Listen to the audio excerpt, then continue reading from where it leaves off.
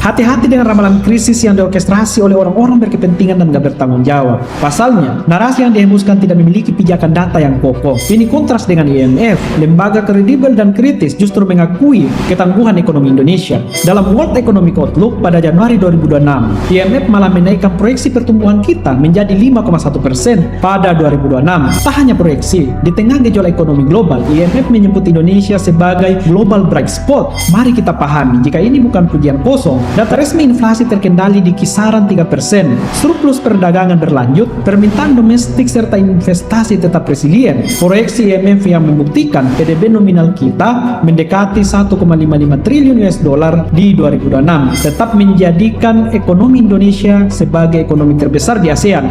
Bahkan di kalangan investor global, turut memperkuat klaim bahwa Indonesia telah menjadi kekuatan ekonomi Asia. Bila dilihat dari lensa ketahanan ekonomi, emerging markets ala cost and trust, resilience and growth amid global turmoil membuktikan bahwa Indonesia tidak lagi bergantung pada satu faktor eksternal. Diversifikasi investasi dan kebijakan makro yang prudent telah menciptakan buffer kita yang kuat atas guncangan global. Disinilah letak masalah sebenarnya. Tak kalah dunia optimis akan peluang kita, sebagian orang-orang berkepentingan dan gak bertanggung jawab menjebak kita dengan narasi ketakutan. Ingat, momentum ini terlalu berharga. Jangan disia-siakan hanya karena narasi tanpa data, tanpa fakta. Kebijakan politik kita kini memiliki padanan ekonomi yang berjiwa. Indonesia tidak lagi pasif, melainkan aktif menentukan konsep animal spirits. Menurut Keynes dalam The General Theory of Employment, mengingatkan jika kepercayaan dunia usaha adalah katalisator pertumbuhan, kalau ini dibiarkan terkikis oleh narasi pesimis pengamat, dampaknya momentum berharga akan pudar sebelum kita memanfaatkannya.